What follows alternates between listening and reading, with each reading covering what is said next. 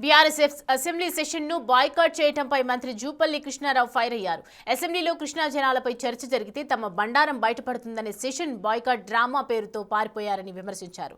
కృష్ణా జలాలపై పోరాటం చేస్తామన్న కేసీఆర్ అసెంబ్లీ సమావేశాలు జరుగుతుంటే ఎక్కడున్నారని ప్రశ్నించారు. కృష్ణా జలాలపై పార్టీ కార్యాలయంలో మాట్లాడటం కాదని అసెంబ్లీకి వచ్చి చర్చలో పాల్గొనాలని కేసీఆర్కు సవాల్ విసిరారు.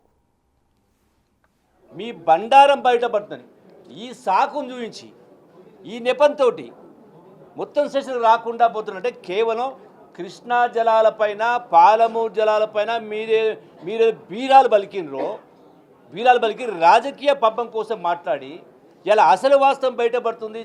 చర్చలో మాట్లాడితే వాస్తవాలు బయటకు వస్తాయి. సాక్ష్యాలతో సహా మీ సంతకాలతోటి మీ లెటర్లతోటి ఢిల్లీకి ఏం రాసిండ్రు, ఏమి ఇచ్చిండ్రు, నిధులు ఏం ఖర్చు పెట్టిండ్రు, ఎవరికేం చేసిండ్రు, ఎంత దోపిడీ జరిగింది, ఇవన్నీ కూడా మొత్తం బండారం బయటపడుతుందని చెప్పనే శాసనసభకు రాకుండా తప్పించుకోవడం కోసం మాత్రమే ఈరోజు మీరు చేసిన డ్రామా స్పష్టంగా కనపడుతూ ఉంది.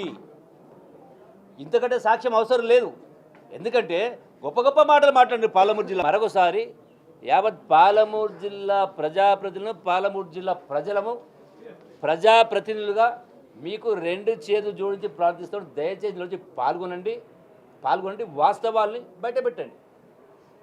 మీకు మరొకసారి విజ్ఞప్తి చేస్తా ఉన్నాం. నిర్ద్వందంగా